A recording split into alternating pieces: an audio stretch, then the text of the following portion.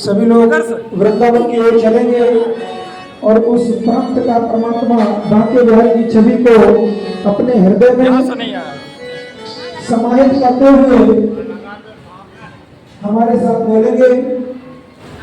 अनुपम माधुरी जोड़ी हमारे श्याम श्यामा की, अनुपम माधुरी जोड़ी हमारे श्याम श्यामा की, रसीली रस भरी अखियाँ, रसीली रस भरी अखियाँ हमारे श्याम श्यामा की, अनुपम माधुरी जोड़ी हमारे श्याम श्यामा की।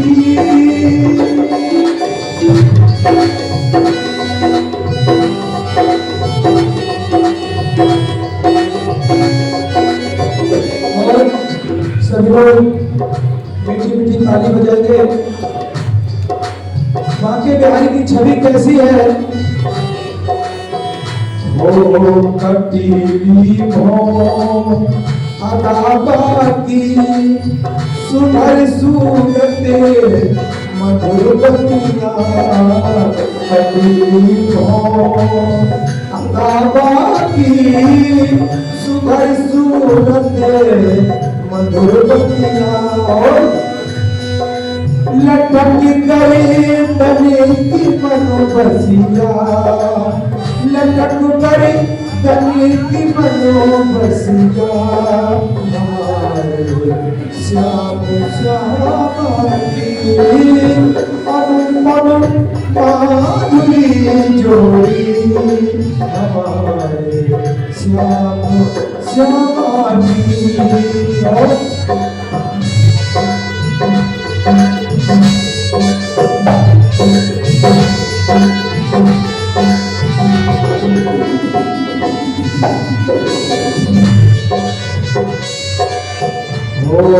परस पर मिल के जब प्यारे श्री वृंदावन की कुंजनों में, परस पर मिल के जब घूमे वृंदावन के कुंजनों में, तो हो नहीं वरे लले बने सोहा, नहीं वरे लले बने सोहा, हमारे श्याम श्यामा की, अनुपम माधुरी जोड़ी, अनुपम माधुरी जोड़ी हमारे श्याम श्यामा की।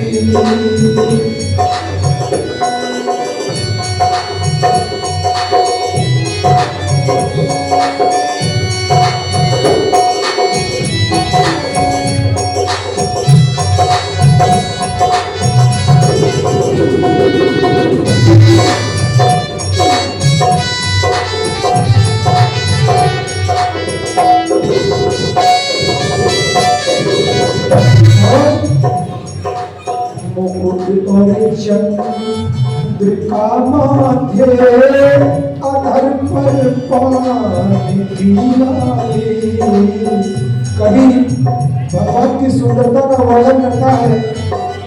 मुकुट और चंद्र का माथे अधर पर पानी गिराए, कहो के श्री बनी जब है, कहो के श्री बनी जब है, हमारे श्याम श्यामा की, अनुपम माधुरी जोड़ी हमारे श्याम श्यामा की, रसीली रस भरी अखियाँ हमारे श्याम श्यामा की, हमारे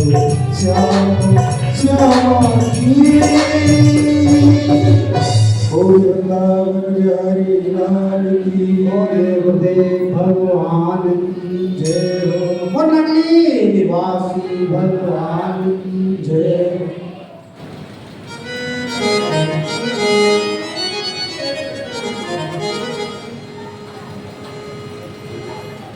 कहाँ चल रहा था प्रश्न?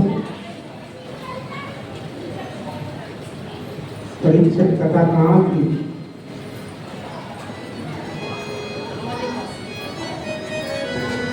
इसका मतलब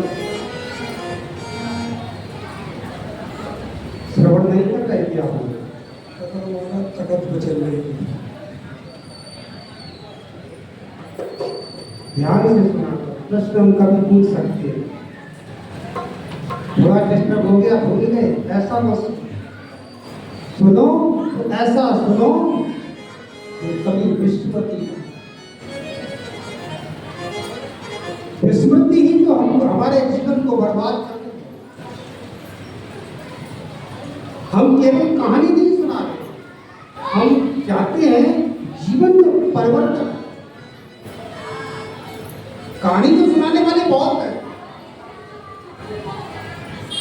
इसलिए कोई बीच में हम उदाहरण नहीं दे रहे, चुटकुला नहीं दे रहे, कोई केवल वो चीज याद हो जो हमारे मतलब की। बाकी होता है जीवन, थोड़ी देर को मनोरंजन हो जाएगा, लेकिन मिलेगा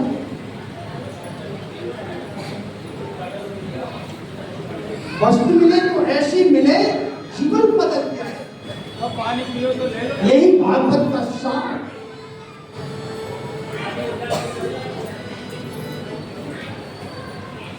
इसलिए वो हिस्से पिटे गाने की जरूरत नहीं है, वो तो सब कहीं सुन लो, मोबाइल में सुन लेंगे।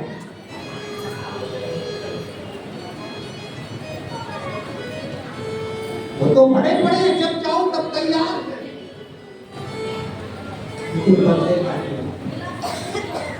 जीवन में परिवर्तन आना चाहिए। और जिस वस्तु की हमें चाह, क्या मेरी प्यास बुझी?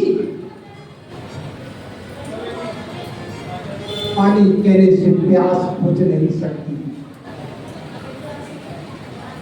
प्यास तो तब बुझेगी जब पानी मिल जाए, पी ले।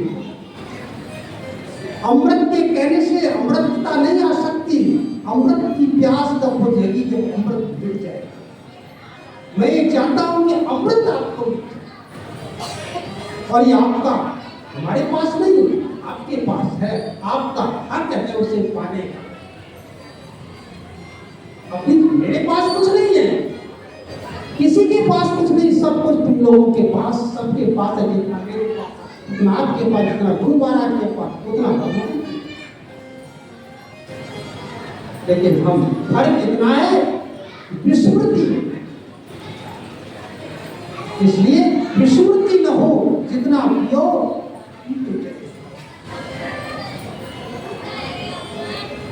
थोड़ी शुरुआत करें, तो शुरुआत समझ में आ जाएगी तो ये कहानी आगे बढ़ेगी। प्रथम स्कंद की कथा है, धर्मराज को ताज दे दिया, यानी विजय हो गई है। भगवान कृष्ण ने सोचा कि अब चले जाए, तब ये वरदान मांग लीजिए। इधर देखा तब तक उत्तरायण काल आ गया। पितामह भीष्म सरसैया पर है, सोचा लाओ थोड़ा एक पंथ दो काज होते चले। और माता गंधारी सहित पांचों पांडव द्रौपदी के सहित कहां पहुंचे? कुरुक्षेत्र, जहां भीष्म पितामह सरसैया पर लेटे हुए हैं, भगवान भी साथ। भगवान सिराने खड़े हो गए और बाकी लोग पैरों की तरफ खड़े। पितामह भीष्म ने देखा सब कुछ दिखाई दे रहा है, लेकिन मेरे प्रभु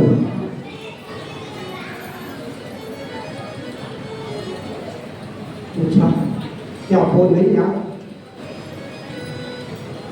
आए? कहा सिराने खड़े, आंखों में अश्रु प्रवाह हो रहे।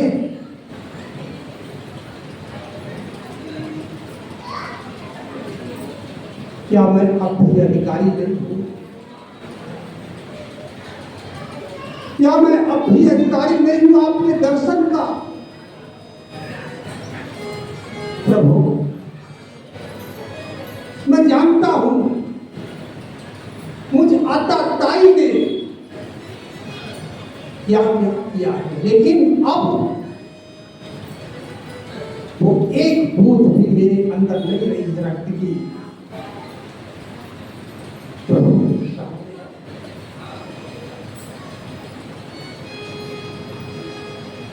और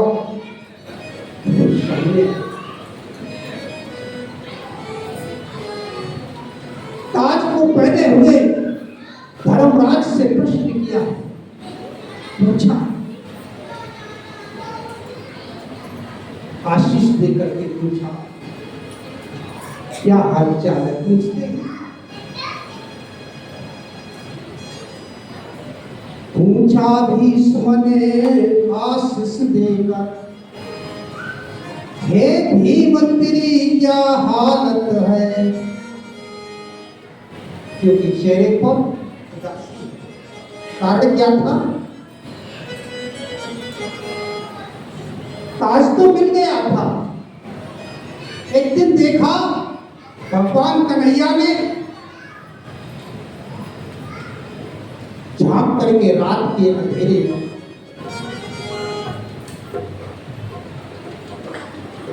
धर्मराज युधिष्ठिर को नींद नहीं आ रही, रात भर करवटें बदल रही हैं। देखा झांके झरोखे से झांका है और सामने जब पहुंची, कहा ये हालत, राजा की ये हालत। तो भगवान कन्हैया ने वो सारा उपदेश जो अर्जुन को सुनाया था वही धर्मराज को सुनाया, लेकिन कोई असर नहीं पड़ा। क्यों? गौर करना है आप एक बात। असर कब पड़ता है? असर जब पड़ता है जब वक्ता में हम उसे वक्ता में समर्पण, वक्ता को हम अपने से बड़ा मान लें। लेकिन जब हम ये मानते हैं कि हम सब जानते हैं तो कछु नहीं सुनते। सुखदेव सबसे छोटे थे, लेकिन मां 88,000 ऋषि मुनि ब्रह्म ऋषि थे, चिरंजीवी लोग थे, लेकिन उनको नष्ट माना। भगवान कन्हैया ने सोचा क्या हुआ, अर्जुन को सुनाया तो अर्जुन ताड़ गए, अर्जुन ने की बात को समझ गए, लेकिन धर्मराज पर कोई असर नहीं पड़ रहा है। भगवान महायोगी राज क्यों नहीं पड़ रहा है? कारण है भगवान कन्हैया उनके पैर खींचते थे, रिश्ता में साले लगते, छोटा पड़ता था और छोटा कथा सुनाए तो ये हमारे अंदर का अहम कैसे मिटे। क्या करना चाहिए? युक्ति सूझी कैसे सुनाए? सुनाना तो हमें है, क्योंकि जो मैं सुनाऊंगा वो दूसरा कोई सुना नहीं सकता। भगवान कृष्ण सोच रहे हैं कि सुनाना तो हमें ही है, ये उपदेश सिर्फ मैं ही दे सकता हूं, लेकिन सुनाऊंगा कैसे? उपाय सबका पूज्य, ये जिसको पूज्य नहीं मानते हो, इनके लिए जो बड़ा हो उसके द्वारा सुनाया है। कौन? भीष्म पितामह। भीष्म पितामह इनके लिए भी बड़े हैं और भीष्म पितामह के अंदर प्रवेश होकर के मैं इनका उपदेश करूंगा। इसलिए एक पंथ दो काज हो जाएंगे, उधर भीष्म पितामह की भी मुक्ति हो जाएगी और इनका उपदेश हो जाएगा, दोनों काम बन जाएंगे। ऐसा सोचकर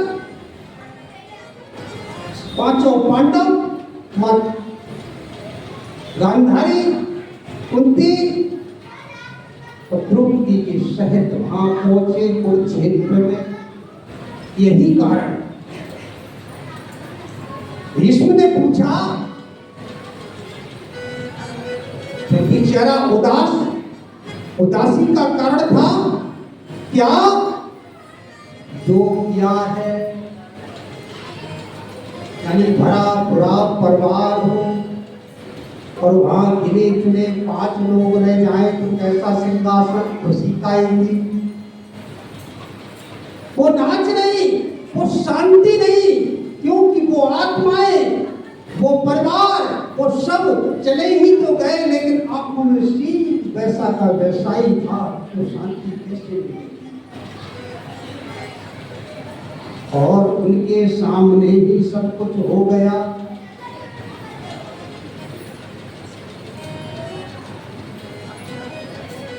भीम ने पूछा आशीष देकर, हे धर्म तेरी क्या हालत है? इस विश्व विजय पाने पर भी फिर मंगे जैसी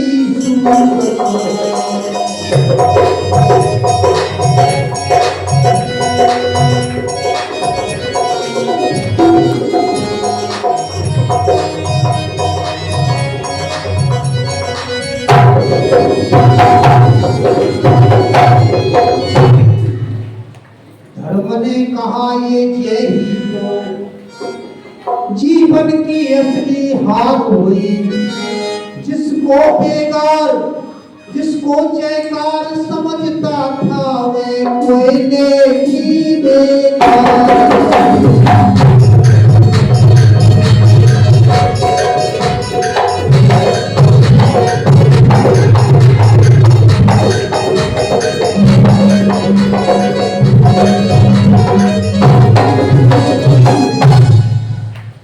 जिसको लोग जय जयकार करते, असली हार तो यही है। मैं जानता हूं कि ताज पाया है, मैंने क्या पाया? इस ममता की आग में दिया बंस को भूल, चुटकी लेने की जगह दिया तोड़ दिया नाखून। भगवान चुपचाप है, कुछ नहीं।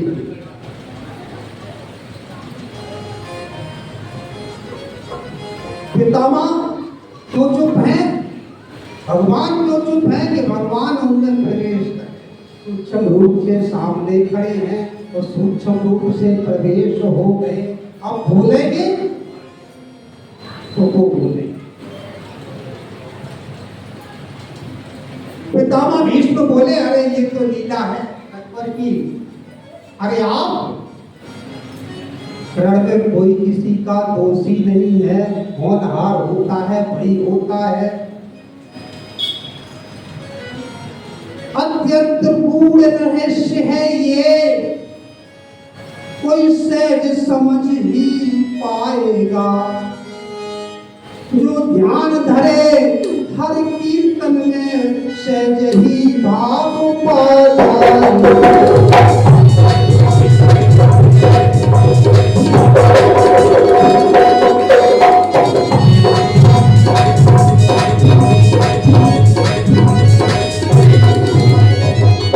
ये तो सहज भाव की बात है। पितामह भीष्म कहने लगे, हम तुम क्या है?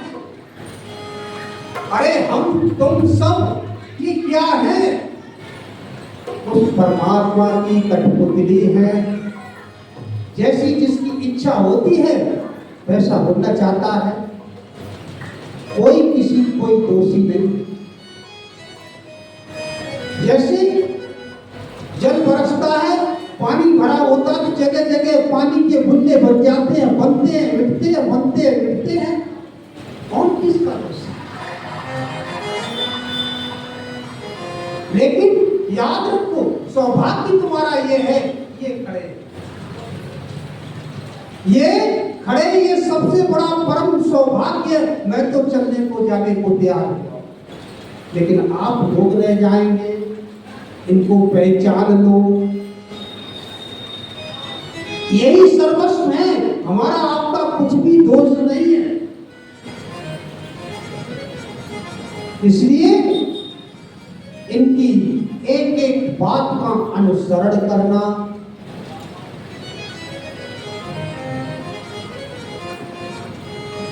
जो और प्रभु से हाथ जोड़कर उनके दिव्य स्वरूप को अंतर में वसाया है और कहा, प्रभु बस आदेश करे, मेरा काम पूरा हो चुका है। भगवान बोले अभी नहीं। ये सभी नए हैं, इनको थोड़ा उपदेश करें, राजनीति का भी, धर्म नीति का भी, अध्यात्म नीति का। इनको बोध कराए क्योंकि आप पितामह हैं, आप सर्वस्व जानकार हैं।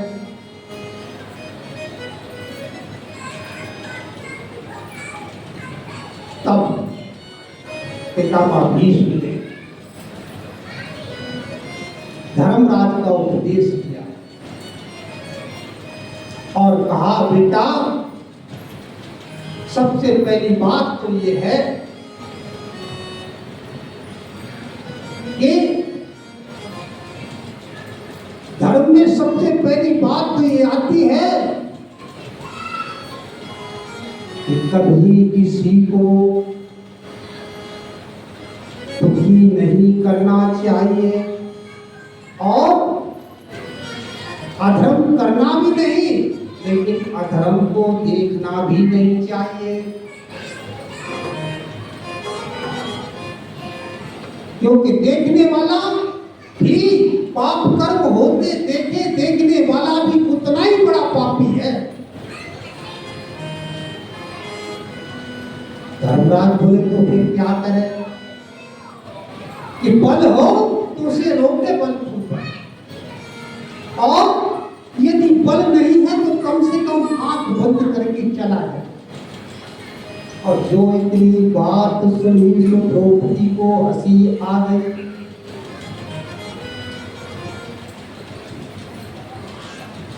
पितामह भीष्म का चेहरा उदास हुआ।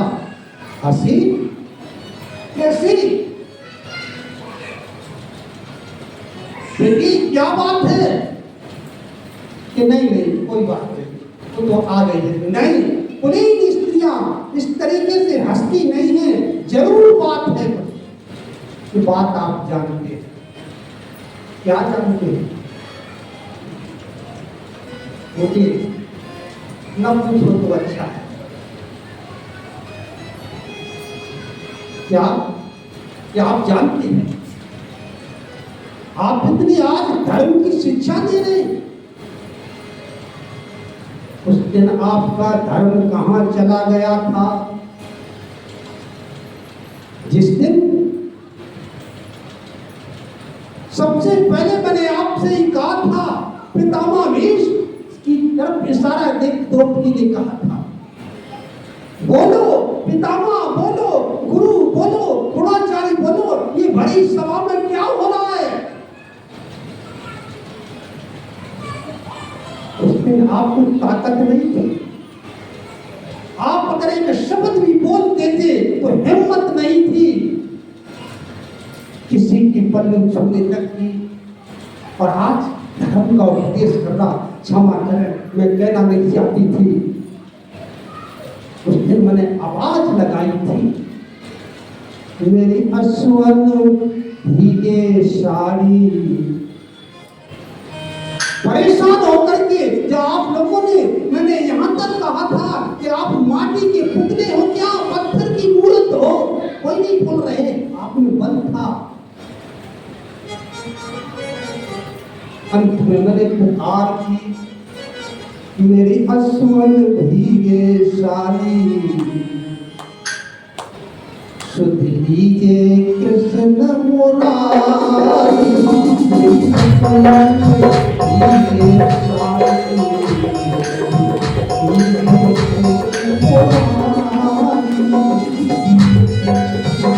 मेरी अश्वन भीगे सारी रे, सुन लीजिए कृष्ण मुरारी।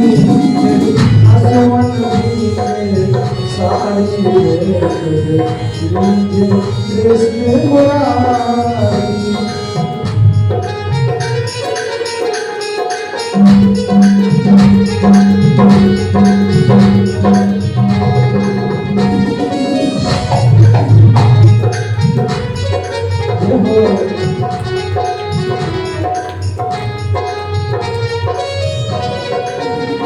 याद किया मेरी अश्वन भीगे सारी, लीजिए कृष्ण मुरारी। मेरी अश्वन भीगे सारी रे, सुन लीजिए कृष्ण मुरारी। मेरी अश्वन भीगे सारी रे, सुन लीजिए कृष्ण मुरारी।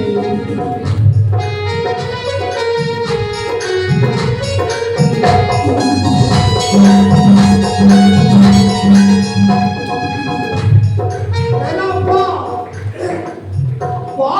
यादी करो बंद पारी, जब उंगली कटी तुम्हारी। दिल की याद करो उंगली कटी तुम्हारी। जब आपने शिशुपाल का वध किया तो आपकी उंगली कटी, तो मेरी फटी, मेरे भाई रेशमी सारी, लीजिए कृष्ण मुरारी। सारी कृष्ण मुरारी। मेरी अश्वन भीगे सारी कृष्ण मुरारी।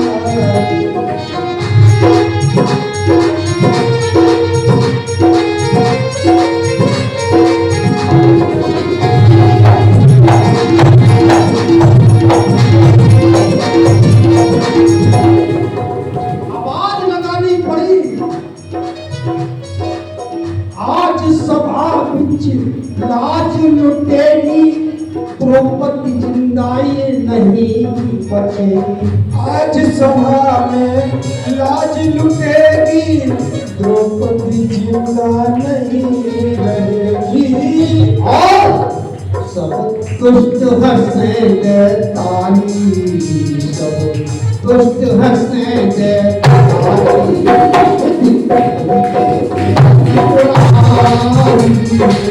अश्वन भीगे सारी रे, लीजिए कृष्ण मुरारी।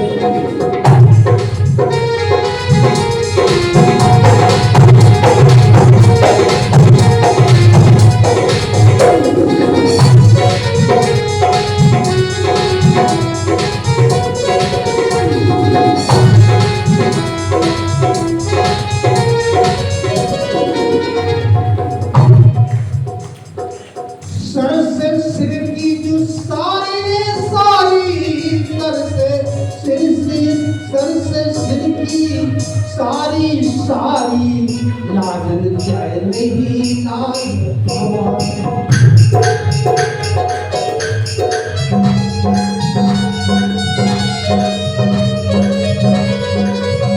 हाथ खड़े कर दिए, कोई मेरा सहाय नहीं हुआ और किसी का कोई सहाय होता भी नहीं है। याद रखना, उसके सिवा कोई नहीं है तुम्हारा। मेरा जो परीक्षक याद में कोई भी इसमें जिसने गर्भ में रक्षा की, वहां कोई भी नहीं था और अंत में भी कोई नहीं होगा। बीच में साथ मिला, बीच में टूट जाएगा।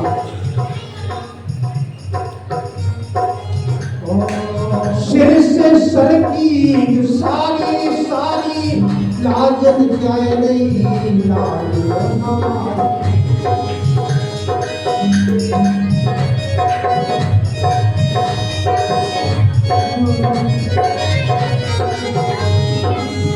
कहाँ सोए गए कृष्ण मुरारी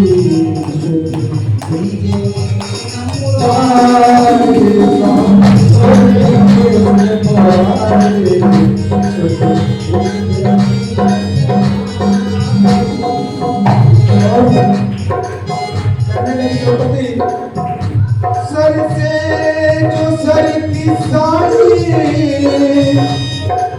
और सभा देखती ठाड़ी और साड़ी गई उतारी गई लोग लाज साड़ी उतारी गई उतारी गई लोग लाज साड़ी साड़ी गई उतारी गई लोग लाज साड़ी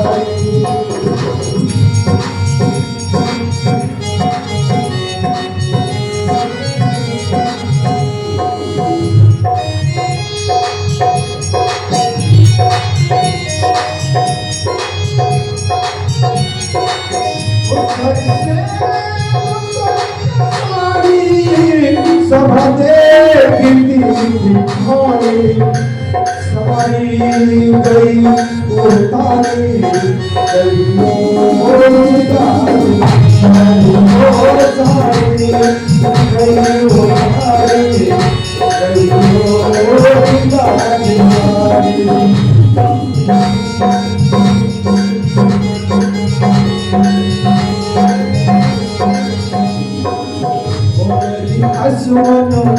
मेरी असमन भीगे साड़ी रे आप जाओ कृष्ण मुरारी मेरी असमन भीगे साड़ी रे आप जाओ कृष्ण मुरारी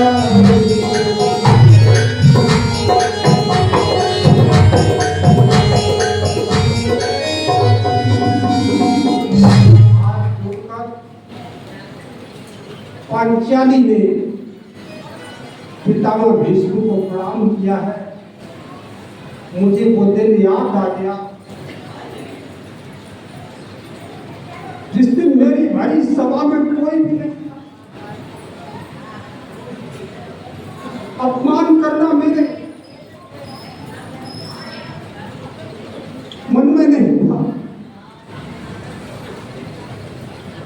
और दुख की बात याद आ जाए सुख की भले क्षमा चाहती हूँ।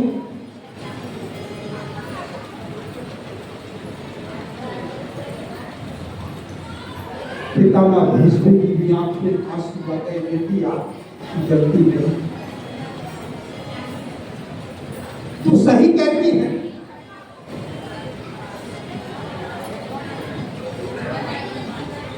लेकिन याद रहे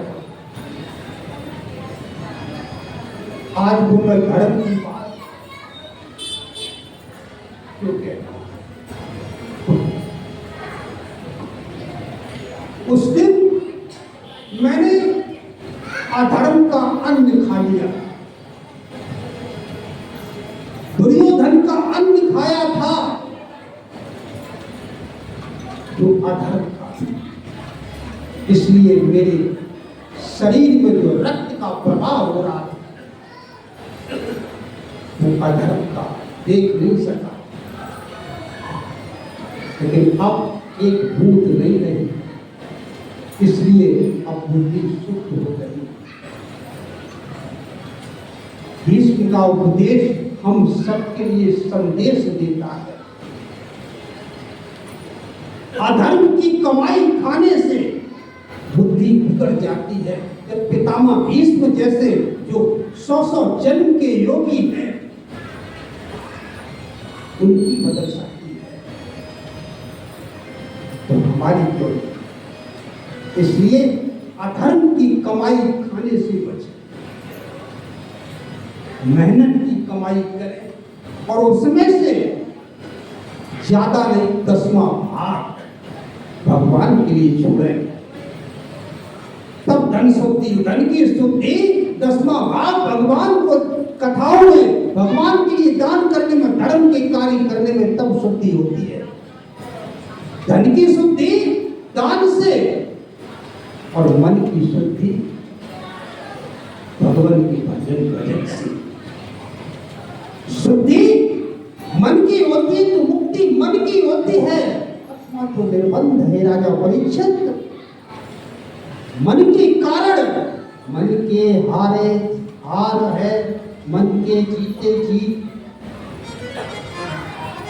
मन ही मिलावे राम से सो मन ही करत फगे। इसलिए पूरा मन दर्पण कहलाए।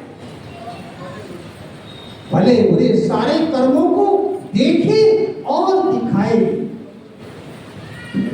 मन को दर्पण।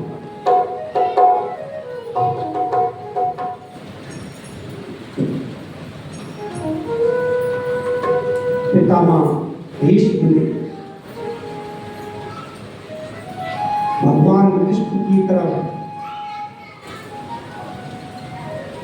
दृष्टि की है,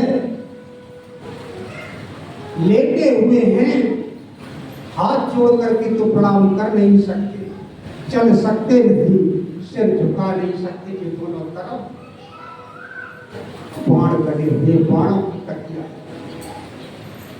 अंदर ही अंदर में स्वरूप का चिंतन किया। अब प्रभु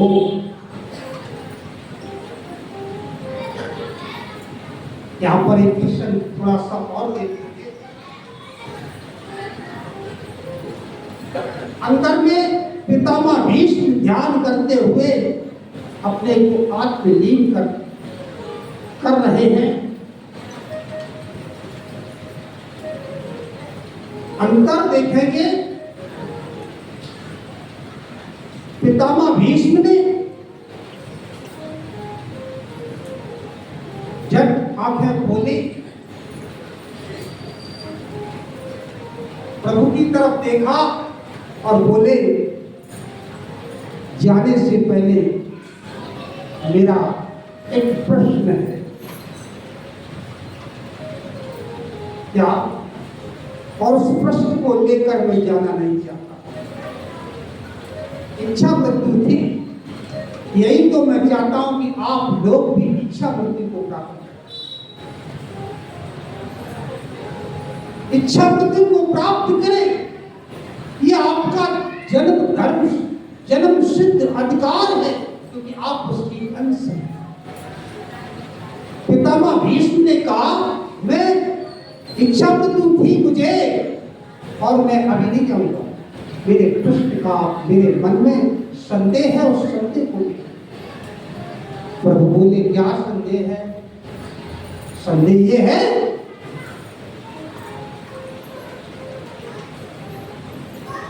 मुझे 100 जन्म,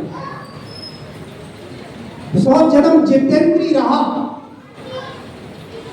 मैंने कोई बुरा कर्म नहीं किया, कोई पाप नहीं किया, फिर मेरे लिए ये ससैया कुछ नहीं दीजिए। भगवान बोले, यही तो विस्मृति है। अरे आपको 100 जन्म का याद है, मनुष्य को तो एक जन्म का याद नहीं। 100 जन्म से पीछे देखो और जाइए, कि आगे मेरी दृष्टि नहीं है, कि मैं दृष्टि देखता हूं। और फिर जाकर के 100 जन्म के 103वें या 7वें 5वें में जाकर के देखा है। क्या देख रहे हैं कि मैं राजकुमार हूं, रथ पर सवार होकर धनुष बाण लेकर के चला हूं और जा रहा हूं। रास्ते में एक दोगों की दुमई पड़ी है, सोचा तो ये था एक जन्म का नहीं है। हे राजन परीक्षित, जन्म जन्मों का होता है और कर्म से बंधन से छूट नहीं सकता। तो जा रहे हैं, क्या देखा? सोचा तो ये था कि बेचारी रथ के पहिए के नीचे आ जाएगी, मर जाएगी। सोचे उतरी, रथ से उतर पड़े। उतरने के बाद बाण की नोक से उठाया, उसे फेंक दिया। लेकिन फेंक तो दिया, कर्म तो किया अच्छा, लेकिन हो गया बुरा। कैसे? वो जाकर के वहां गिरी, एक झड़बेरी पर गिरी। जाके झड़बेरे के कांटे ऐसे होते, आप लोगों ने देखे, उस पे जाकर के गिरी। और गिरने के बाद उसमें जितनी वो सुलझने की कोशिश की, उतनी ही उलझती गई और सूख सूख कर 6 महीने में प्राण त्यज दिए। पितामह भीष्म की आंखों में आंसू आ गए। बस प्रभु में समझ गया। चलते चलते मेरी ये शंका समाधान हुई। अब आदेश करें, और अंतर में आंखें बंद की और अपने शरीर को छोड़ दिया है। उर्वा के बिहारी लाल की जय हो। कीर्तन करेंगे। भाग्य बिहारी लाल तेरी जय हो गे। बोलो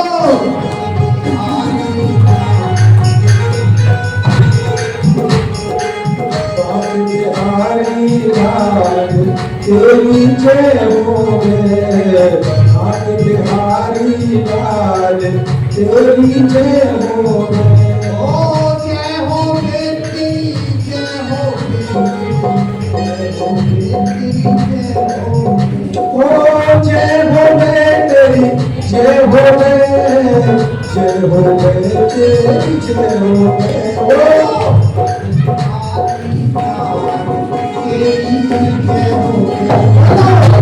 बिहारी लाल तेरी जय हो गे। भगतन के प्रतिपाल तुम्हारी जय हो गे।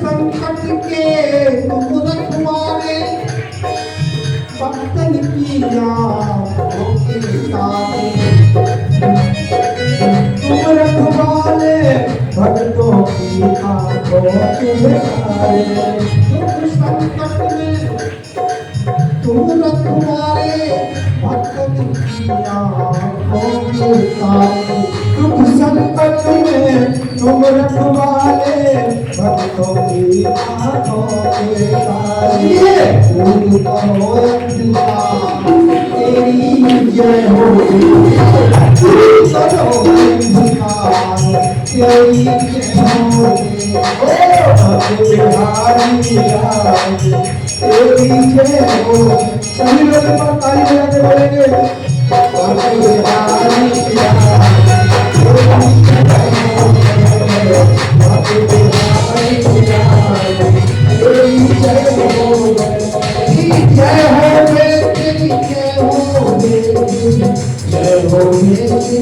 जय हो।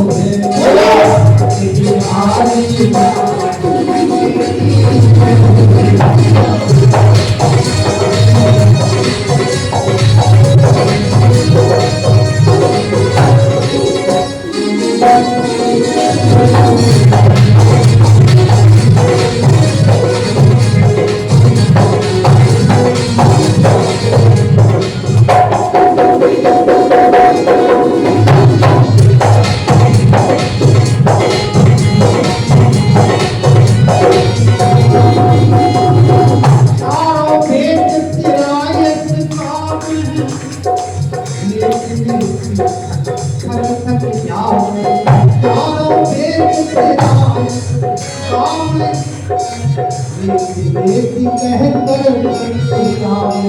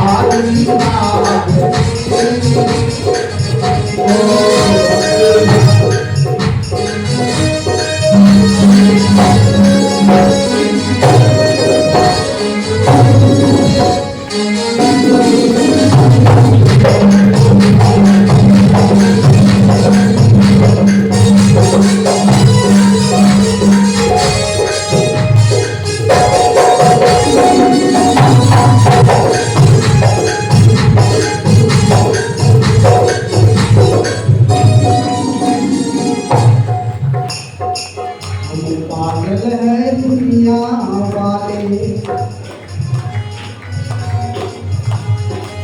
सब पागल है दुनिया वाले। स्वर्ग के बस है मत वाले, स्वर्ग के बस में मत वाले, स्वर्ग के बस है मत वाले, स्वर्ग के बस में मत वाले। हमको करो प्यार,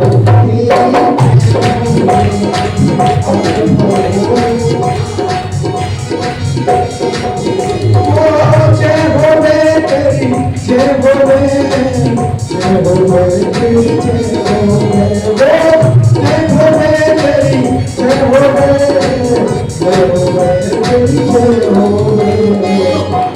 बिहारी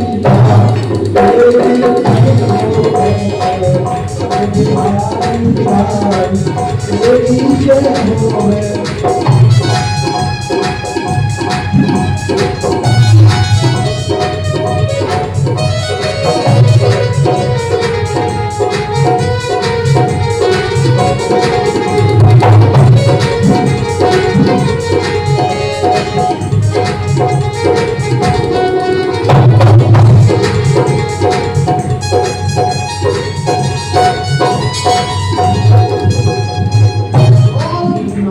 बिहारी लाल की जय हो।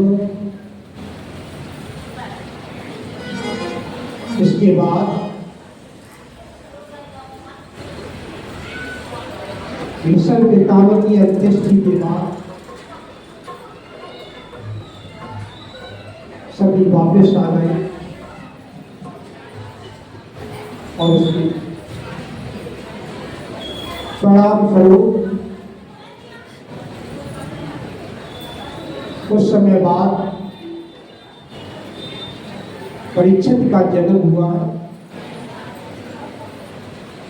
और उसमें भी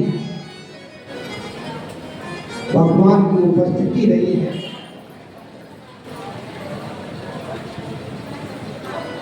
परीक्षित का नामकरण संस्कार हुआ है, सभी आप आओगे कथा को आगे बढ़ाएंगे। समय पाकर परीक्षित का नाम परीक्षित इसलिए पड़ा है कि राजा परीक्षित जन्म के समय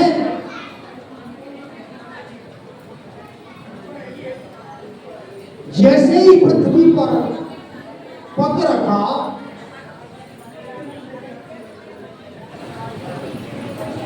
और ये स्थिति मैं बोल चुका हूं कि हम सब परीक्षित ही हैं। परीक्षित का अर्थ है जो दूसरे की परीक्षा ले। आप सब लोग भी परीक्षा लेते हैं, आप सब लोग भी, कोई भी हो उसकी परीक्षा ले। भगवान भी आ जाए तो आप लोग परीक्षा लेंगे, मान लेंगे आप? भगवान कृष्ण के ही रूप में आपके सामने आ जाए तो मान लेंगे सब लोग कि भगवान आ गए? कोई नहीं मानेगा। और अन्य रूप में आए तो कतई नहीं, क्योंकि वो दिव्य दृष्टि नहीं है हम सबके अंदर जो भगवान को पहचान सके, भगवत वाणी को पहचान सके।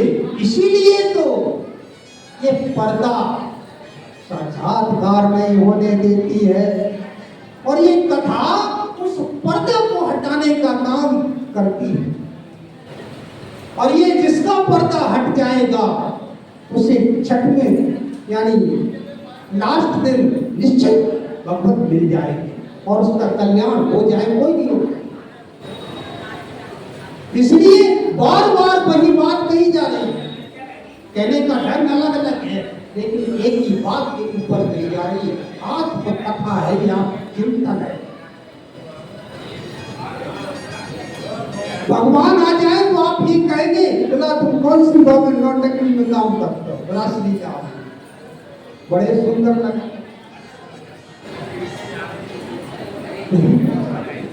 इसीलिए परीक्षा लेने के कारण इसका नाम परीक्षित है। परीक्षित ने भी परीक्षा दी। बच्चा जब पैदा होता है तो आंखें जैसे खुलती तो फाड़ फाड़ के देखता है कि मेरा रक्षा करने वाला कौन है। लेकिन हम लोग नहीं समझते, हम लोग उसे नकल में उलझा देते हैं। क्या करते हैं?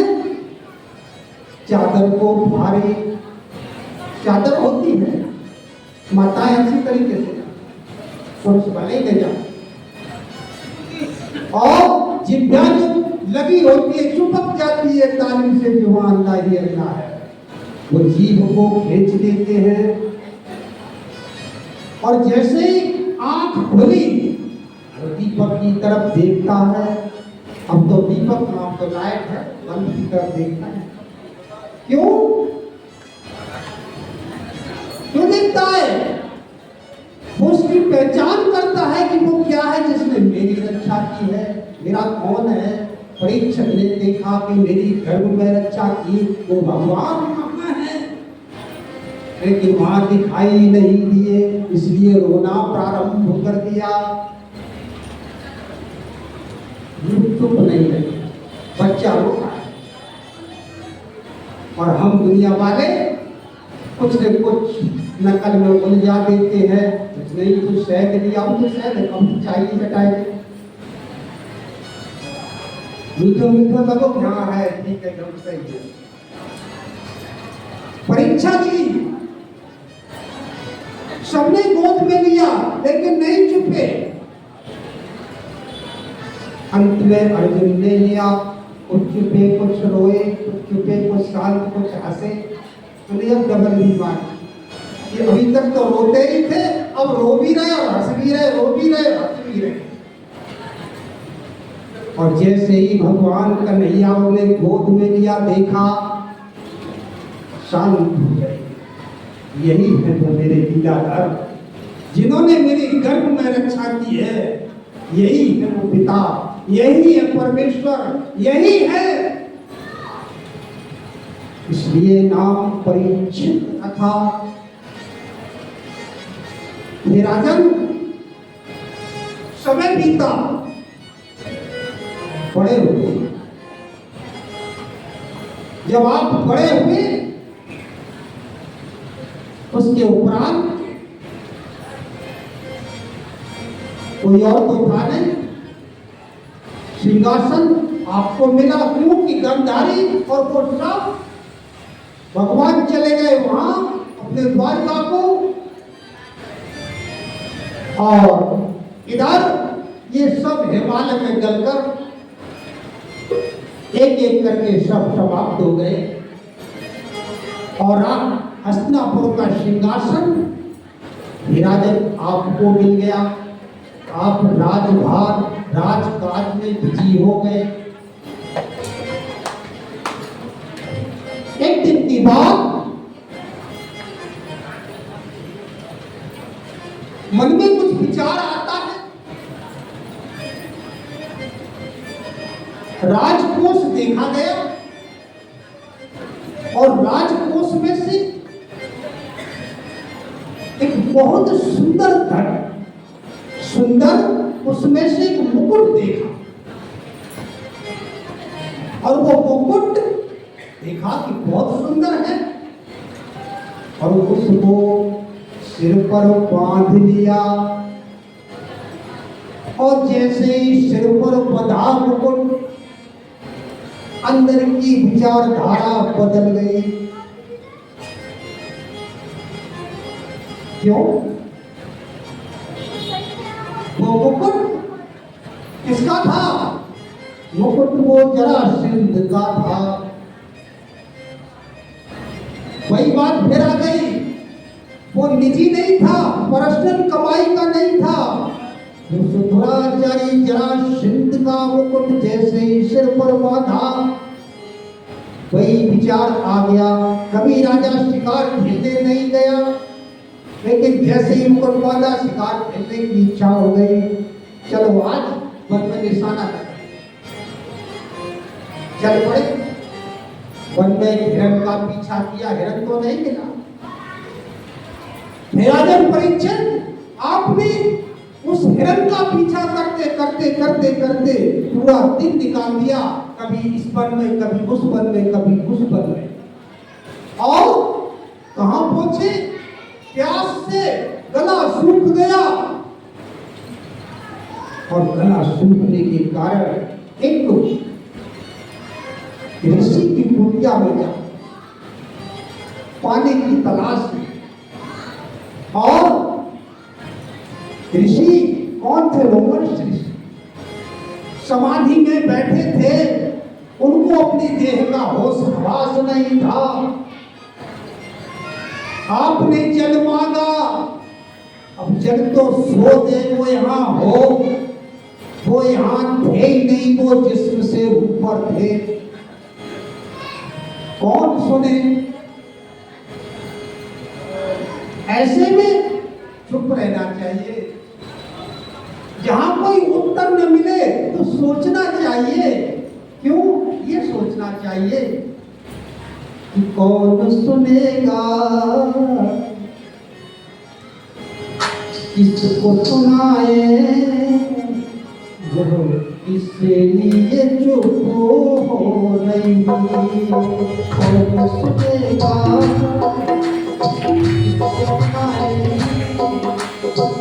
इसलिए चुप हो रही, कौन सुनेगा, किसको सुनाए, इसलिए चुप हो रही, इसलिए चुप हो रही की बातें किसको बताएं, इसलिए चुप हो रही है।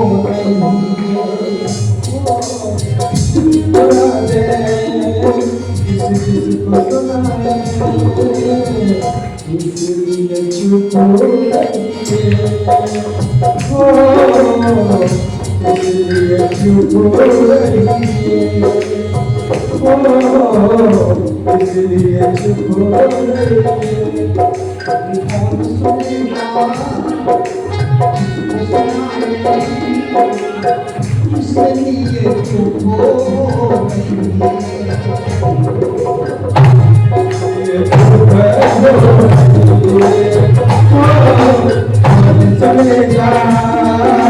किसको सुनाए, इसलिए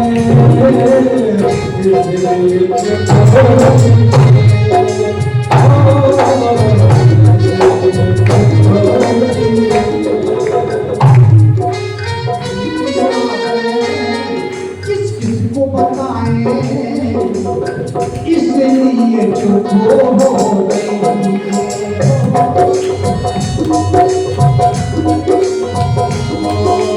पूरा दे इसको सुना दे इसलिए चुप रही है इसलिए चुप रही इसलिए चुप रही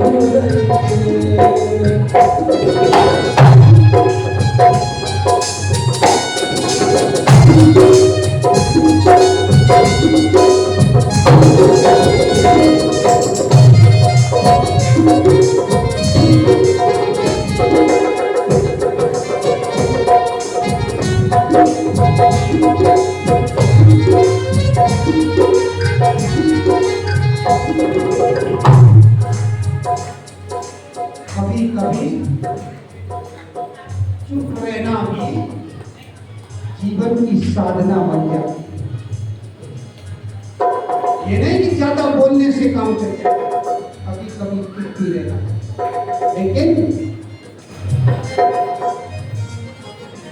हे राजन, आपने वहां अपना अपमान समझा, स्थिति को नहीं देखा और क्रोध में आकर सर्प को उठाया और लोमश ऋषि के गले में डाल दिया जो मरा हुआ पड़ा था। यानी अपनी गुस्सा हो जाए और आप वहां से चले आए और जैसे ही मुकुट को उतारा बुद्धि भ्रेष हो गई, घोर अन्याय हो गया, चिंता में खो गए। आज ये मैंने क्या कर दिया। होनी है बलवान होकर ही देती है, सोच में डूबे हुए हैं। आज तो मुझसे पाप बन गया, अब क्या होगा? इधर क्या हुआ? इधर लोमश ऋषि के पुत्र छोटा सा श्रृंगी खेल रहा था। किसी ने जाकर कहा, देखो तुम्हें नहीं पता तुम यहां खेल रहे हो। क्यों? क्या हुआ? क्या हो गया? अरे देखो तुम्हारे पिता के गले में वो राजा आया था, कोई सब जान के चला गया। जो देखा आकर के, तो छोटा सा ही ब्राह्मण का पुत्र है ना, जो ब्रह्म में रमण करता है उसका पुत्र तो ब्राह्मण ही होगा ना। अंतर में शोध की ज्वाला भड़की और कहा, जिसने भी, उसे नहीं मालूम कौन है, उसने जिसने भी मेरे पिता का अपमान किया है, आज के 7वें रोज तक्षक तुझे डस लेगा, तेरी अधोगति हो जाएगी। 7 उस समय के बाद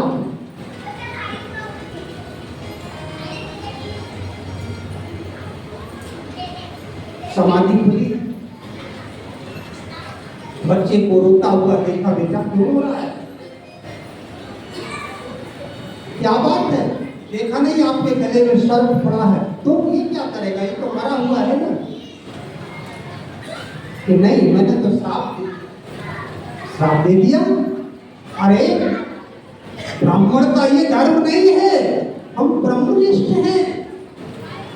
अरे वो तो हमारे राजा थे,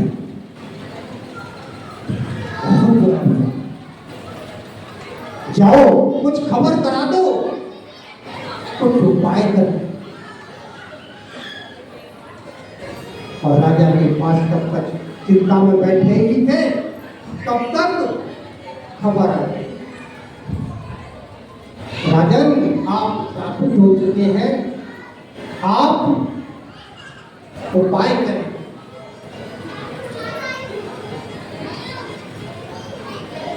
राजा ने क्या किया?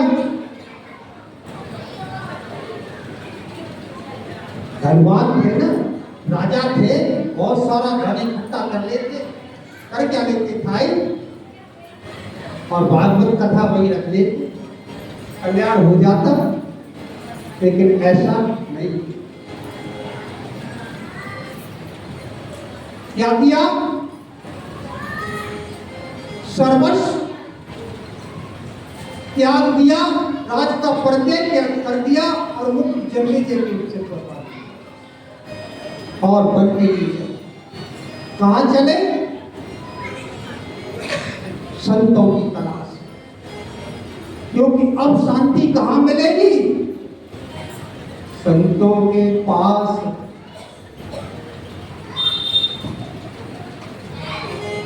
अंत में सहारा संत के पास ही मिलता है। और कहां पहुंचे?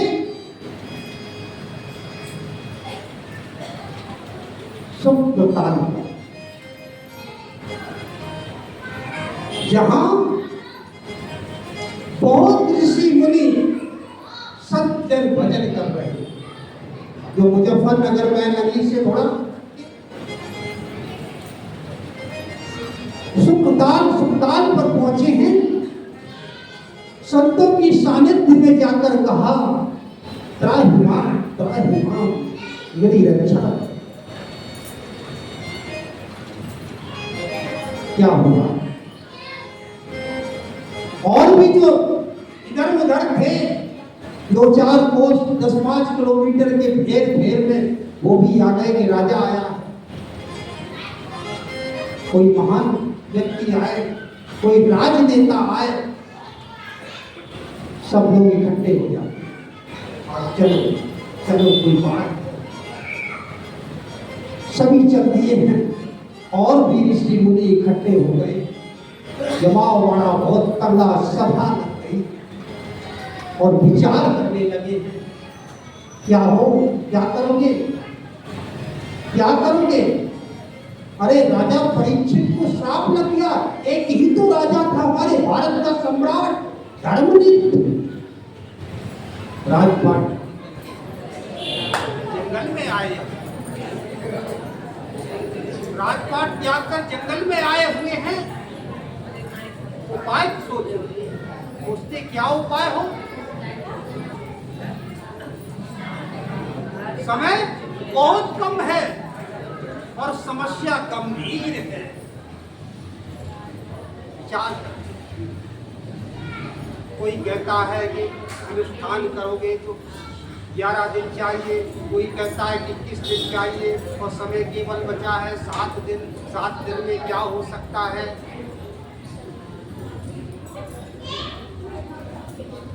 सभी सोच संधान में बैठे हैं, विचार विमर्श चल रहा है। कोई कुछ नहीं बोल रहा, सब मौन है। क्या किया जाए? मंथन चल रहा है, चिंतन चल रहा है। लाइट और जगह दे रही है, थोड़ी देर की बात और थी।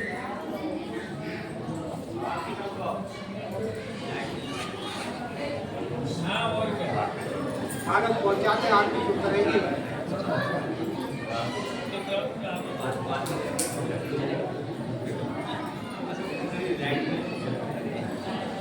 मर्म स्थान पर पहुंचाते आदमी तो करेंगे।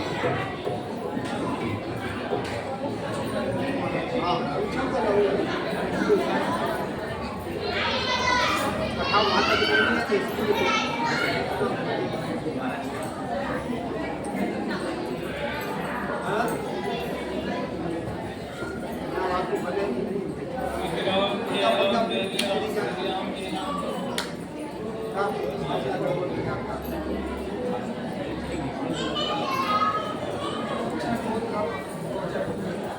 जाने तो है, इसलिए बोल ही रहा हूँ। इधर आवाज जा रही है लास्ट तक, बाहर नहीं जा रही।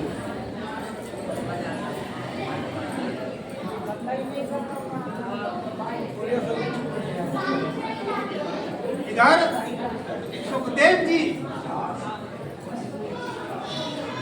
बैठे तपस्यारत हुए, वो भी समाधि में है। पूरी कथा उसी पर घूमती है।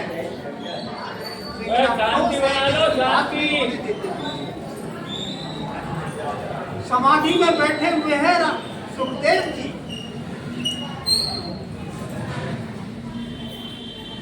अंदर से जब पूरा जाता, जागृत किया जाता कि उठो, उत्तिष्ठ, उत्तिष्ठ, उठो, उठो। जैसे ही समाधि खुलती है और अचानक देह में चेतना जागी। समाधि कैसे खुली, क्या हुआ, कौन कह रहा है, किसने जगाया? और जग उठे हैं और चल दिए, मानो कोई ले जा रहा है, आगे आगे कोई दिख रहा हो और पीछे पीछे उसके जा रहे हो, और आकर के वहीं पर जहाँ सभी संत जन राजा परीक्षित के चिंतन में बैठे हुए थे वहां जाकर पहुंच गए। और जैसे ही पहुंचे हैं सभी जितने भी ब्रह्म ऋषि है सबने उठ करके खड़े होकर के स्वागत किया और खड़े होकर के प्रणाम किया और ये कारण बोलिए सुखदेव भगवान।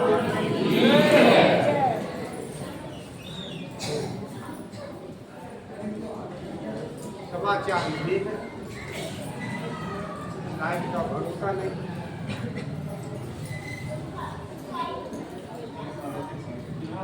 बताओ पार्टी कर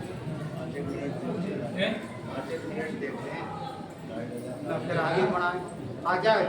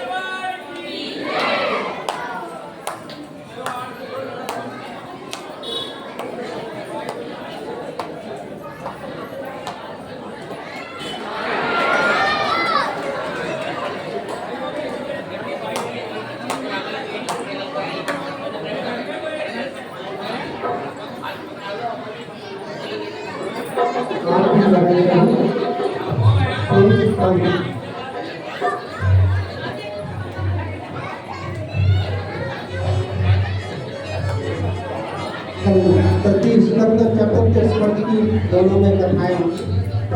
आज आपकी करना श्री भागवत भगवान की है आरती, पापियों को पाप से शांति। भागवत भगवान की है आरती, पापियों को पाप से शांति। ये अमर ग्रंथ ये मुक्ति ग्रंथ ये पंचम वेद निराला, नबी ज्योति जगाने वाला। ये अमर ग्रंथ ये मुक्ति ग्रंथ ये पंचम वेद निराला, नबी ज्योति जगाने वाला, नबी ज्योति जगाने वाला। हर नाम यही, हर नाम यही, हर नाम यही, हर नाम यही, जग के मंगल की आरती। पापियों को पाप की आरती, भागवत भगवान की है आरती, पापियों को पाप की आरती।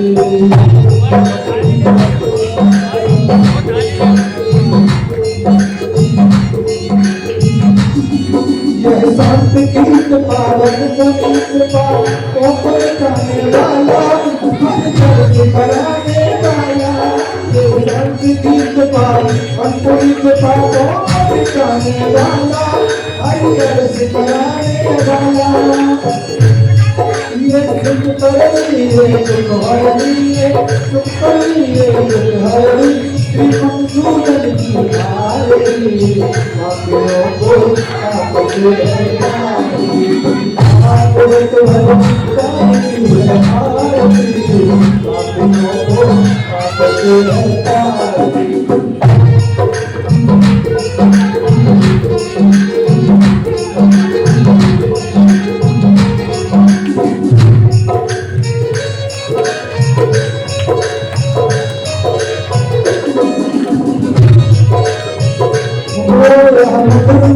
जगबंद बोल सब हर दिखाने वाला, बिगड़ी को बनाने वाला।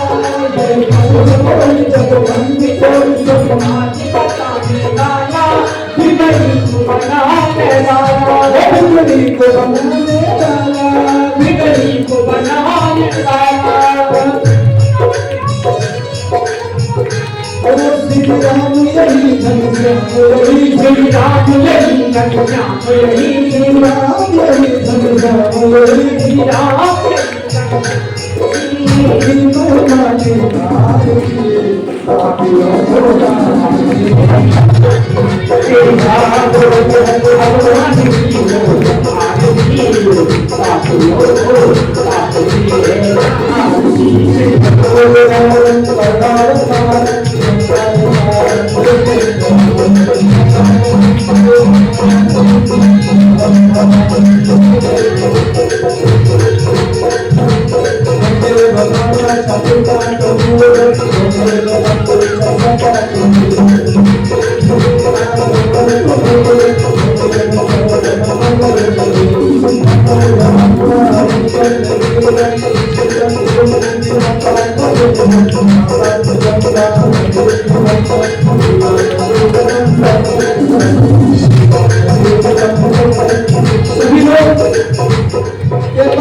जोरदार तालियों के साथ बोलेंगे तो हम हाथ उठाकर कहते हैं, हम हो गए वाला।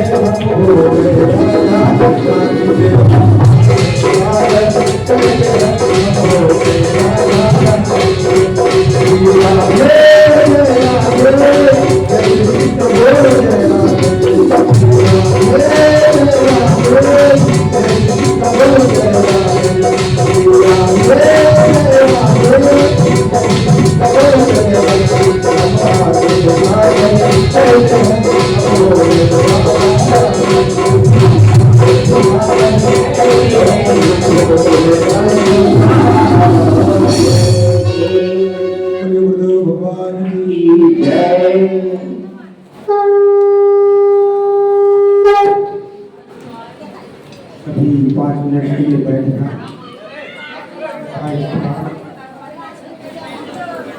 सुबह हुआ सुना है कीर्तन करेंगे घर जाके। वैसे पंडित जी का पशु है वही पंडित जी आने के बाद जुबानी जल्दी बोलना चाहिए नहीं बात वही बात है ना पुष्पांजलि को सही बैठ के करना तो चलो जाने कल भी कहने वाली थी मैं कल नहीं भाई आज भी नहीं भाई कुछ अंदर प्रवेश हो गया। अगर ऐसा करते तो 28 तारीख में बजट मिल जाएगा गाड़ी कन्हैया उसको उठा के लिए प्रयास करेंगे समझने का। और इस कार्य में सबसे ज्यादा माताएं आगे हैं।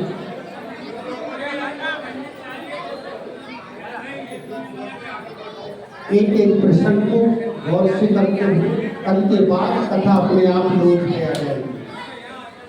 एक थोड़ी तो ऐसे ही चलती है, कल की थोड़ी और वैसी रहेगी। उसके बाद फिर तो राम कथा है, कृष्ण कथा है, फिर तो आनंद ही आनंद है। लेकिन ये समझना बहुत जरूरी, तब वो समझ में आती है। बाकी जो हम समझते वो नहीं है। अगर ये समझ लिया तो उसका समझने में बहुत फायदा है। इसलिए ये मैं ज़्यादा समझाता हूँ और फिर वो भी समझाएंगे।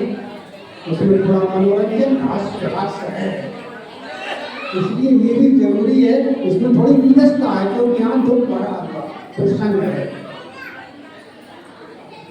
और वो थोड़ा रसक है। तो 3 दिन कथा चलेगी, एक दिन उसमें चला जाता है मंगल, सुदामा चरित्र और परीक्षक बोध। लास्ट दिन 28 तारीख। उससे पहले 2 दिन दशम स्कंद, कृष्ण की सारी बाल लीलाएं, भगवान कृष्ण की जो भी लीलाएं की हैं 2 दिन में, और 1 दिन भगवान श्री राम की। कल के बाद परसों से जाति की चल तैयार होगी और कथा भी। थोड़ी लाइट जल्दी डिस्टर्ब कर रही है, बीच में नीरसता लाती है। तो कल के बाद परसों से राम कथा और कृष्ण कथा चालू, इसमें ध्यान भी होगा और जो संगीत भी होगा, ये सब चीजें होंगी। अभी तो थोड़ा कम है, तो सार भी समझेंगे और अध्यात्म भी समझेंगे, साथ ही साथ उसमें हम प्रवेश करेंगे। तो इन सारी बातों को हम समझते हुए और इसी के साथ प्रसाद मिलेगा और एक साथ सभी लोग मिलकर जयकारा बोले। बोल जयकारा, बोल मेरे श्री गुरु महाराज की जय, निवासी भगवान की जय, की सरकार की जय, संत माते श्री मैया की जय, बोल स्वामी जी महाराज की जय, बोल साहबरा सरकार की जय, हत्या धाम की जय, सत्य सनातन धर्म की जय। ओम हर हर महादेव, जय जय श्री राधे।